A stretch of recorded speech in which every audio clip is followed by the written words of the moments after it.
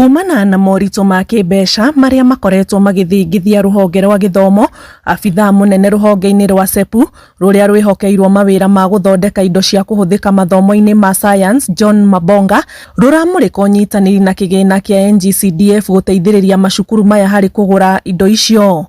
And what we've done so far, we're engaging with the NGCDF, with the respective members of parliament across the country, so that we can be able to use that funding to ensure they have the kits and the mobile labs.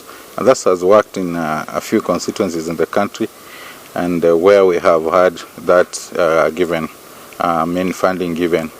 We have had initially the phobia, the traditional thinking about the bigger lab, and that is through engagement and through more of sensitization. Helena Okiro, director thiine wa ruhonge ruru, augite indo iria marathondeka cia kuhuthirwo mathomo-ini maya ma science ni cia muigana wa ciringi 95,000 na no ithamathamio na irahonokia macukuru kuma guthondeka laboratory iria ingihuthira ciringi milioni 3.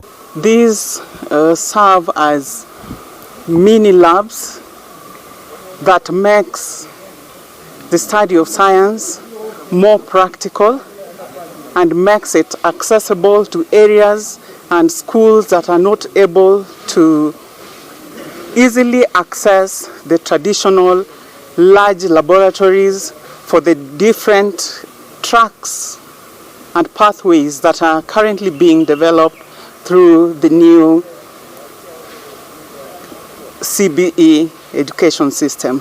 Ruhonge rwa gũthondeka mũtaratara wa githomo KICD rugite kwina unyihu wa arimu a guthomithia kothi cia moko thiine wa macukuru ma kothi guku bururi-ini. We might be still having a shortage of teachers, but then we cannot stop.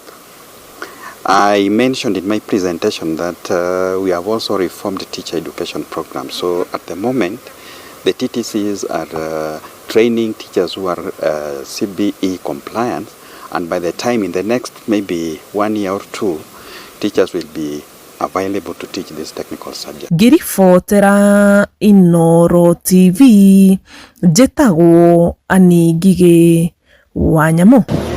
Mic testing.